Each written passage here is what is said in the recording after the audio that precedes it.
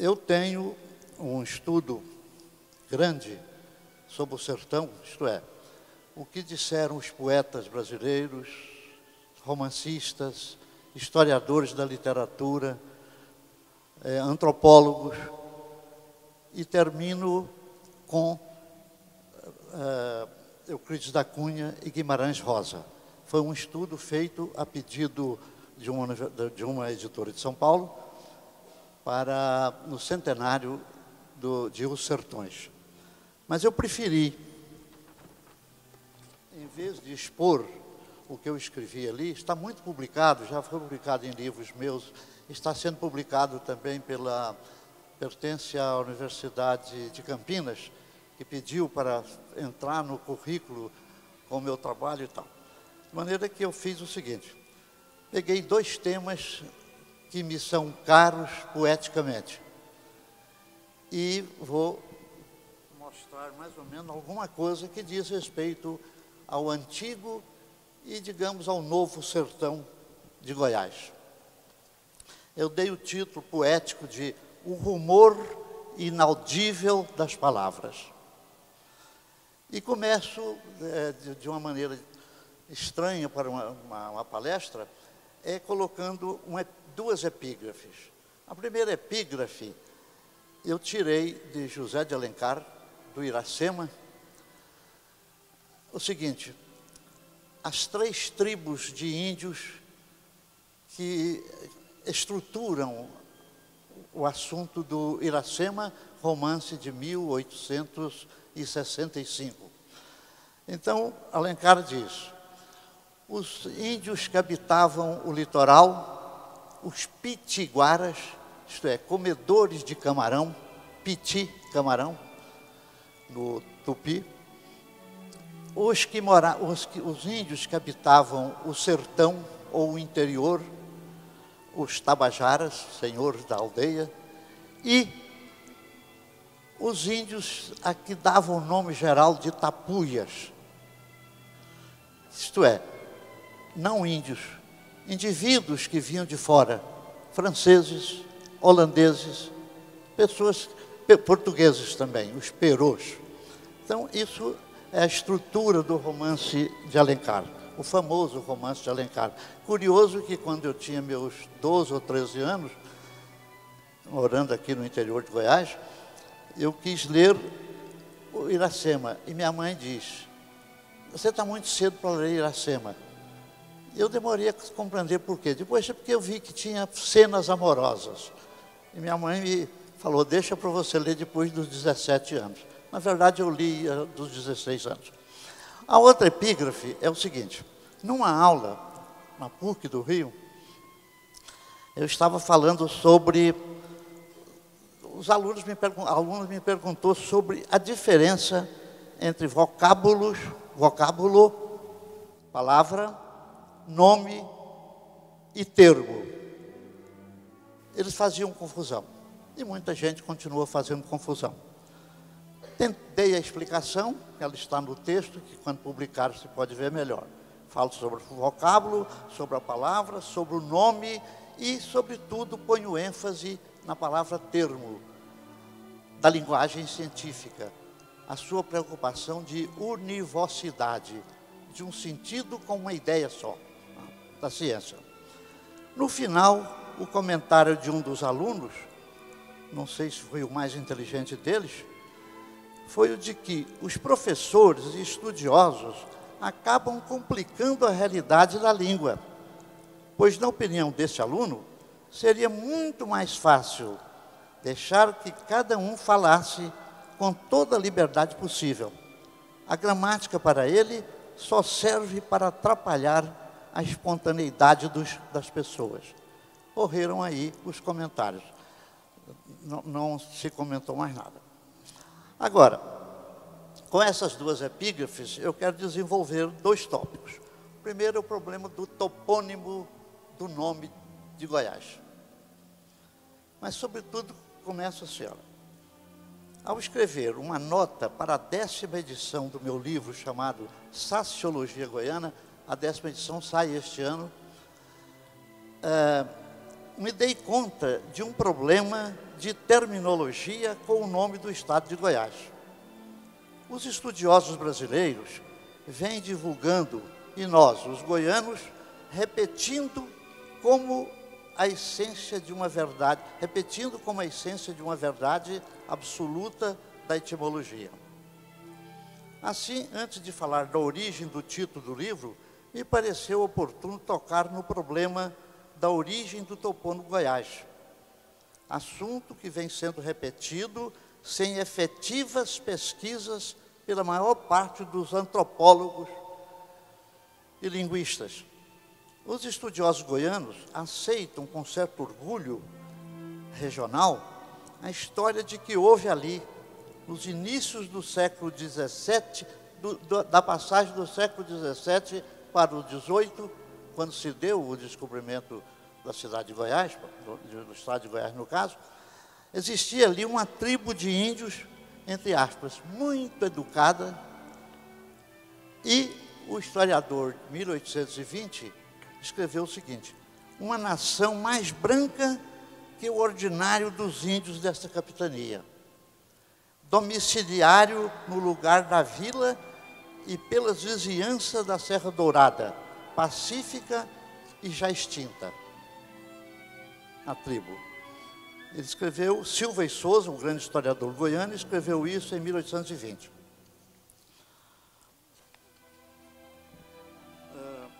Foi escrito por Silva e Souza em 1812. Tal como eu recolho do excelente estudo do Antônio Corbacho Quintela, professor desta universidade, da Universidade Federal de Goiás. Me pareceu haver algo de orgulho racista na informação do antigo historiador goiano. 200 anos depois, quando o poeta Ledo Ivo, natural de Alagoas e membro da Academia Brasileira de Letras, veio a Goiânia, logo estranhou e perguntou à minha mulher, a Maria do Rosário, que o acompanhava: não há pretos nesta cidade? Além das melhores informações sobre o problema da história de Goiás, encontramos no estudo de Corbacho uma observação muito pertinente, a de que,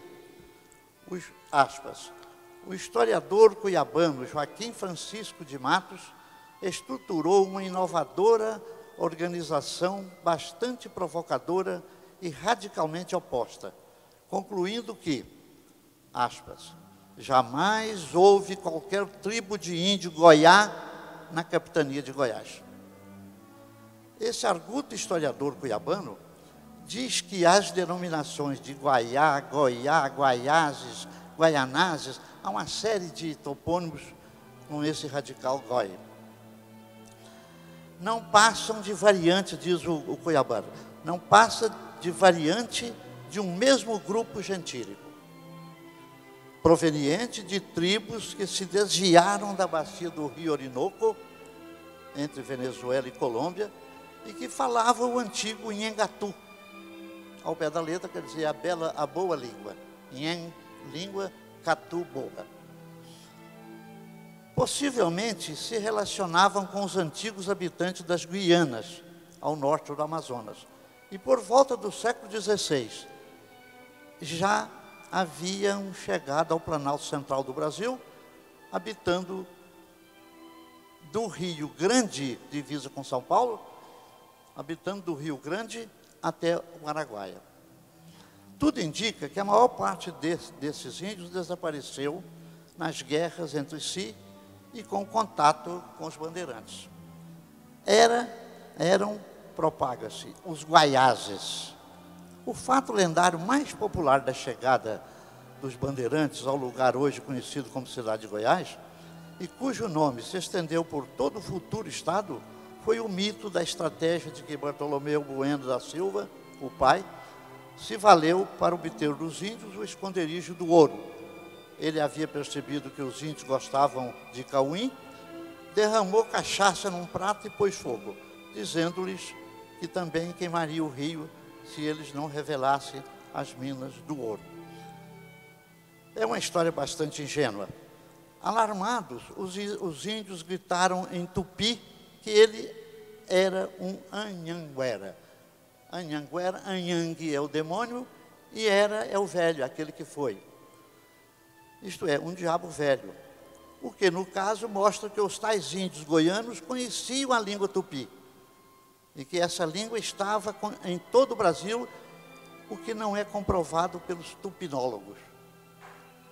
Grande parte desses livros, de onde eu tirei esse material, já estão em Goiás, na biblioteca que eu doei à Universidade Federal de Goiás. Mas quem teria dado nomes a esses índios de Guaiás? Os próprios índios, apresentando seus bandeirantes? Muito prazer, sou Berocã, filho da tribo do Carajá. O prazer é nosso, respondeu o bandeirante. Teriam dito, de agora em diante, vós merceis sereis chamados Guaiazes. E daqui a alguns anos, os historiadores nacionalistas irão falar numa tribo com o nome de Goiá, uma tribo ilustre, branca e que era muito educada, de onde gloriosamente descendeis. E dou por descoberto as minas dos martírios em Goiás, no sertão do Paraupava, isto é, o futuro Araguaia. Mas os índios eram parecidos com o quê? Ou com quem? Com a gente que os estava encontrando? Parecida em que sentido? Tinha alma como os que chegavam? Lembrar que nessa época havia uma bula papal que considerava os índios sem alma, como os animais. A igreja também mudou muito. Eu mesmo, num verbete escrito em Portugal, acreditei nessa definição como de origem tupi. No verbete Goiás, do Dicionário Onomástico Etimológico, de José Pedro Machado, publicado em Lisboa em 4 volumes, na década de 80, quando eu estava por lá. Hoje, penso trazer outra versão para a etimologia do topônimo Goiás. É a seguinte: com os bandeirantes paulistas andavam muitos cristãos novos e marranos, ou seja, judeus que se misturavam com os muçulmanos e foram encaminhados ao Brasil. O próprio Bartolomeu Bueno da Silva tinha relação com os cristãos novos em São Paulo. Está documentado isso. E eles, tal como hoje, usavam o termo goi.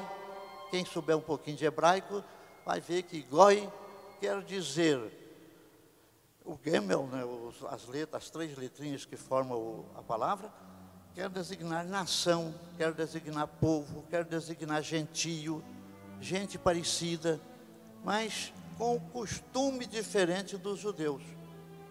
A meu ver, quando os cristãos novos viram os índios, os chamaram de goi, ou seja, de gentio, de gente diferente da gente. Povo sem a nossa cultura. Com o tempo, goi hebraico foi se fazendo guai, pluralizando-se em Guaiazes e afinal deu Goiás. Lugar de gente parecida como todo mundo. E que, segundo a opinião apressada do grande Machado de Assis, eu já escrevi sobre isso num livro que está publicado pela Universidade Federal, que vai sair também agora na 2ª edição. O Machado de Assis, quando soube que em 1864, na cidade de Goiás, haviam fundado um gabinete português de leitura, que até hoje ainda existe, Machado de Assis deu uma nota, que nunca ninguém em Goiás tratou de pesquisar isso, e eu morando no Rio de Janeiro há 40 e tantos anos, fui tendo contato com isso e descobri o texto do Machado de Assis. Machado de Assis, ao falar de Goiás, ele faz um elogio ao contrário, ele diz o seguinte: viviam numa imensa extensão deste país, muito além da Europa. Atenta a isso, Goiás, muito além da Europa. Goiás assemelha-se àquela região inóspita e escura que os antigos imaginavam existir além do mundo até então descoberto. Aqui eu não indico a fonte, mas nesse livro meu está. É sobre o prazer da leitura, o prazer da crítica, uma coisa assim. Para dourar a pílula e complicar a questão, os românticos e os ufanistas da ideologia do conde Afonso Celso, o Afonso Celso escreveu um livro em 1900, chamado Por que me ufano do meu país? Então houve uma onda de achar que tudo era maior no Brasil, tudo era melhor no Brasil. Aqui, ó, para quem tudo no Brasil era bom demais da conta, como no falar goiano. Retomaram e enobreceram a existência de uma pequena tribo que existiu na parte central da América do Sul e veio se extinguir no Planalto Central do Brasil. Alguém a chamou de Goiá. Pronto, era o que faltava para o enobrecimento dos goianos. Acontece, porém, e procura em Goiás omitir isto, ou não se sabe ou omitem, nos estudos não aparece, que os goiáses das planícies do Orinoco eram um tipo, quer dizer, não publicam isso, que os goiáses lá das planícies do Orinoco, nos Andes, eram um tipo de pigmeus, eram gente pequeniníssimas, de anões, que possuíam os pés virados para trás. Pareciam andar para frente quando estava indo para trás. Gente que os cronistas do século XVI tinham como ruins e que afinal desapareceram. Coisa bem diferente do que o historiador Silvio Souza anotou. São os mesmo que aparece no soneto Goiáses do último livro de Olavo Bilac, chamado Tarde, e publicado em 1917. Bilac morreu em 18. Nesse livro do Bilac, que eu li quando eu morava em Goiás, existe um poema. Antes de falar esse pedaço de poema, eu digo também que a mesma informação está em Raízes do Brasil, de Sérgio Buarque de Holanda. Vale a pena transcrever o primeiro quarteto e o último terceto desse soneto de Olavo Bilac, poema desconhecido, pelo menos em Goiás. Começa o poema assim: ainda viveis, espíritos obscenos, como nos dias do Brasil inculto, na inteligência anãos, como no vulto, como no corpo, no moral pequenos. E o soneto termina: línguas e dentes dardejais dos ares, mas só podeis ferir na raiva podre, em vez de corações, os calcanhares, porque eram anões. É uma pedra a mais na etimologia de Goiás. Uma pedra, não uma perda, como no conhecidíssimo poema de Drummond, publicado em 1928, sobre a morte prematura de seu filho Carlos Flávio, ocorrido um ano antes, e o verso famoso: tinha uma pedra no meio do caminho, escondeu na pedra a perda do seu único filho e fez os críticos, que não pesquisam, acharem que tudo não passava de metáfora modernosa. Temos a saciologia goiana, que provém da montagem do verbo saciar, estar farto, estar cheio. Eu me lembrando de 1964, quando eu era diretor do Centro de Estudos, e logo foi fechado porque diziam que lá a preocupação nossa era estudar o Brasil. Achávamos que a universidade não estudava bem o Brasil. Precisava de um organismo que só estudasse o Brasil. Mas os militares da época tomaram como comunista. E como lá estava Bernardo Ellis, sabiam que eu não era comunista, mas diziam que os comunistas manobravam comigo. E eu, como diretor, fazia o que eles quiseram. Não era verdade. Muito bem. Então eu peguei o verbo saciar, juntei com sociologia, isto é, relações conscientes ou não entre seres e pessoas de um mesmo espaço social e imaginário, tendo como pano de fundo a história de um saci saciado, como os acontecimentos políticos, principalmente os de 64, em Goiás, em torno do que se deu, repetindo, com o Centro de Estudos Brasileiros da Universidade Federal de Goiás. Morando no Uruguai, passei 4 anos como professor no Uruguai, fui convidado a ver o filme O Encoraçado Potequim, num cineclube de Montevidéu. E pelos debates, fiquei encantado com a técnica da montagem que me lembrou a escrita cuneiforme, uma escrita existente 3.000 anos antes de Cristo. Em que, nessa escrita cuneiforme, fiquei encantado com o que se chama de pictograma.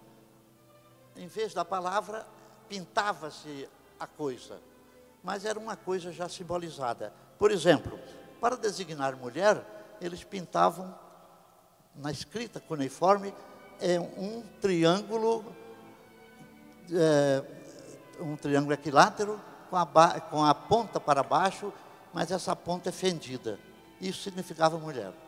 Para significar montanha, era um montinho em cima de 2 outros montinhos. Isso significava montanha. A acoplagem dos 2 pictogramas dava mulher estrangeira.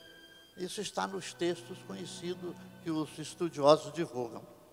Muito bem. Combinando as 2 figuras, tem-se um ideograma com a significação de mulher estrangeira, ou seja, a que veio do outro lado da montanha. É a mesma técnica de montagem usada por Sergei Eisenstein no seu famoso filme de 1926. Só vendo o filme para compreender a técnica da montagem. Mas o pano de fundo mais sólido, para mim, foi o da cartografia goiana, quando não havia ainda o estado do Tocantins. De repente, olhando o antigo mapa, vi sair de dentro dele o corpo do Saci, com a sua única perna. Não lhe falta uma perna, ele é inteiriço numa perna só. Se identificando, o mapa de Goiás, no caso, para mim, se identificava com as fronteiras do mapa de Goiás, o Saci. A perna totalmente fálica do Saci era o mapa do meu estado, que ia possuindo o Brasil por dentro. Pode ver que o estado de Goiás faz limite com todos os estados aí centrais. Até com São Paulo fazia, antes de terem tomado aí o Triângulo Mineiro. Limitando-se com quase todos os estados. Quero dizer, também o meu estado de espírito quando escrevi os poemas para um volume que ainda não tinha título.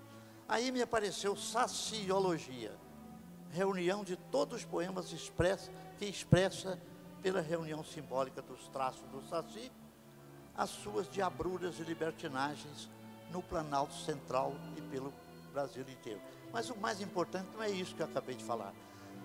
O título do meu livro é o Saci. Veja lá por quê. E como é que isso passou desconhecido de todos os estudiosos de Goiás. Todas essas pesquisas das universidades, parece que ninguém olha para Goiás. Eu fiquei chateado quando eu vi os programas da Universidade Federal de Goiás, a maior parte estudando gente que foi estudado fora. Clarice Lispector, Guimarães Rosa. É mais fácil, às vezes, estudar o que foi estudado fora do que fazer um trabalho sobre as coisas de Goiás que tem que ser feita e não se fizeram ainda. Veja o que eu escrevi sobre o Saci. Foi a partir de então que comecei a me dar conta de que a malandragem do Saci provinha de sua própria forma fálica, tal como a descreve Hugo de Carvalho Ramos. Um negrinho com um gorro vermelho, um cachimbo, uma cabaça de feitiço nas costas e uma perna só, com a qual ia pulando no cerrado. O conto de Hugo foi escrito e publicado em 1910. Hugo tinha 15 anos. Vê o talento desse homem goiano. Foi publicado em 2 jornais lá da cidade de Goiás. Um chamado A Semana e o outro Aguilhão. Hugo vai publicar o seu livro chamado Tropas e Boiadas 7 anos depois, em 1917. Lá está o conto Saci. Muito bem. Nesse mesmo... Vou ler, melhor para eu não me perder aqui. Hugo entregou os originais em dezembro de 16 e em janeiro de 17 o livro foi publicado no Rio de Janeiro. Também em janeiro de 17, coincidentemente, Monteiro Lobato começa a publicar no Estadinho, o apelido popular da edição vespertina do Estado de São Paulo, o seu famoso inquérito sobre o Saci. Coincidência ou o futuro famoso escritor havia lido o conto do escritor goiano e passou a se interessar pela personagem do Saci. Lembrar que o conto foi publicado 5 anos antes de Monteiro Lobato querer fazer um inquérito sobre o Saci. Querer fazer e fez. Monteiro Lobato só publica... o curioso é que o inquérito de Monteiro Lobato, eu tenho esses livros todos. O inquérito de Monteiro Lobato só publicou matéria sobre o Saci nos estados de São Paulo, Rio de Janeiro, Minas Gerais e Espírito Santo. Uma coletânea repetitiva e monótona, isto é, gente fazendo depoimento por cartas e o Estado de São Paulo publicando, 1917, mesmo ano da edição do livro do Hugo. Uma coletânea repetitiva e monótona, etc., sem indicação de editora e sem data. Resultado de um inquérito, chama Tudo Leva a Crer, que foi publicado em 1916, mas não está escrito lá. Apesar de Monteiro Lobato ser depois um grande editor, ele começou errando nas edições. A omissão do nome do estado de Goiás nesse inquérito é sintomática e mostra que Lobato já conhecia o Saci pelo conto de Hugo. Por que ele não escreveu para ninguém de Goiás naquela época, sendo que já havia os jornais da cidade de Goiás com o conto do Hugo?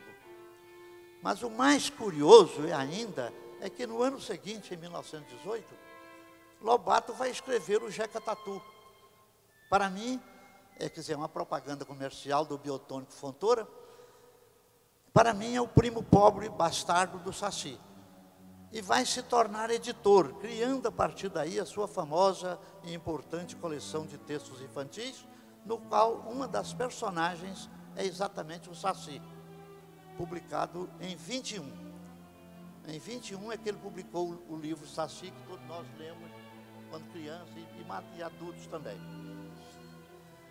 Publicado em 21 e descrito, aliás, veja bem, e descrito o Saci com palavras que lembram o estilo literário de Hugo de Carvalho Ramos. Eu, como crítico que trabalhou muito com vários livros e nos principais jornais do país, tenho coragem de falar isso porque eu fui ver o estilo de Monteiro Lobato. Ao narrar o Saci, se parece com o nosso Saci do Hugo de Carvalho. Como se pode ver também na página 15 do citado inquérito. Mas veja outra curiosidade. Em 22, depois da morte de Hugo, Hugo se suicidou em 21, com depressão. Lobato vai, em 22, um ano depois da morte de Hugo, Lobato vai publicar a segunda edição de Tropas e Boiadas, sendo que um ano antes, no início de 21, antes de Hugo se suicidar, se suicidou em maio, o próprio Hugo não aceitou a proposta de Monteiro Lobato de reeditar o livro dele. Aí eu me pergunto, mas não tem nada para provar ainda. Por que o Hugo não quis deixar Monteiro Lobato fazer a segunda edição?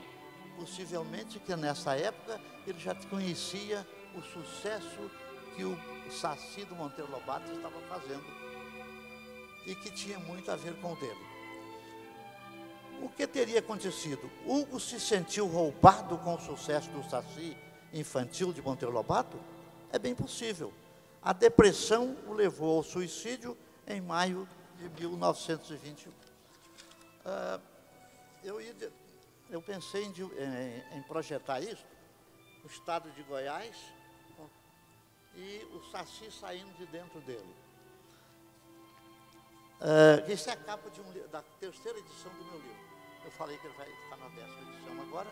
Na terceira edição aparece essa capa. Eu escrevi isso. Tudo isso nos leva à conclusão de que foi o autor de Tropas e Boiadas.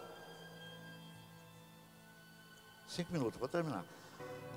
com o conto O Saci, que inspirou a pesquisa de Monteiro Lobato, a qual o levou à criação de um Saci mais suavemente literário.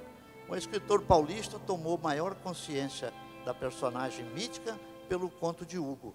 Estudou-a dentro da etnografia da época, mas sem ousar na sua hermenêutica a sua explicação, que era o Saci, como surgiu o Saci. Mas nem Hugo, nem a Monteiro Lobato atinaram com isso. Percebi logo que o Saci era uma autêntica figura fálica de um negro que, de tanto ver as suas filhas, irmãs, mulheres serem possuídas pelos brancos, sem poder fazer o mesmo, pôs a funcionar o seu imaginário.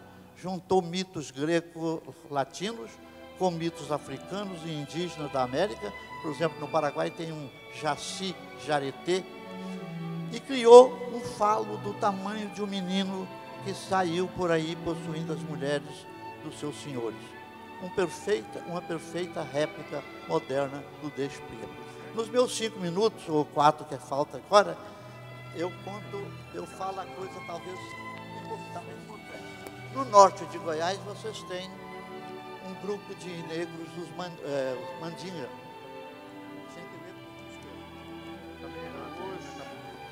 No norte de Goiás, temos lá em Cavalcante, obrigado. Eu escrevi, temos os Calungas. Mas eu tenho comigo, eu visitei lá os Calungas também. Uns 10 anos atrás, eu tenho umas terras lá que estão invadidas e tem advogado tratando de recuperar minhas coisas. Eu fui lá. Muito bem. Para mim, a ideia do Saci, como esse falo grande, pode ter vindo dos negros, dos Calungas. Esses negros, em 1964, no meu livro A Poesia em Goiás, que a universidade está fazendo agora a 4ª edição, eu digo que esses índios se misturaram esses negros se misturaram com os índios xerentes, no norte de Goiás, e esses índios tinham um verdadeiro horror aos brancos. Quando encontravam um branco, decepava-lhe o sexo, e a mulher matava a mulher com madeira entre as pernas. Isso está contado no meu livro em 64. Na época, consegui pesquisar isso. Então, eu acho que, como o Saci não existia no Brasil antes de 1800, só com a chegada do café, de uns nomes indígenas, há uns nomes franceses chamados Silvestre de Sacy, que difundiu o café entre nós, tanto que em 1800, até 1800, nenhum estudioso conhece o Saci no Brasil. Ele veio a partir daí, quando os negros começaram cada vez mais ampliando a escravidão. Eu tinha preparado para terminar com um poema meu, e acho que devo fazer, é pequeno. Esse poema é do meu livro Sociologia Goiana. Assim como eu juntei tudo no Saci, nesse poema eu disperso tudo. Lira goiana. Reparta o meu corpo pelos rios de Goiás, a mão esquerda acariciando as águas do Araguaia, a direita desenhando os rumos do Paranaíba, os pés brincando nas águas do Alporé e do Verdão, a cabeça na junção do Araguaia e Tocantins. Quero governar daí as artimanhas e latifúndios, os joelhos no Rio dos Bois e no Caiapó, o sexo bem enterrado na lama do meia-ponte. Mas deixem minha alma no Rio das Almas, a terra da minha mãe, em Perinópolis. Deixem meu coração batendo no Rio Turvo. Deixem minha língua nas areias do Curumbá e meus olhos secando em alguma lagoa, para a alegria dos bagres, dos lobós e das piranhas traidoras. Deixem também meu cachimbo fumegando nos borrifos de luz da Cachoeira Dourada. Quero ser como um instante de arco-íris para os olhos das mulheres de Goiás. Muito obrigado.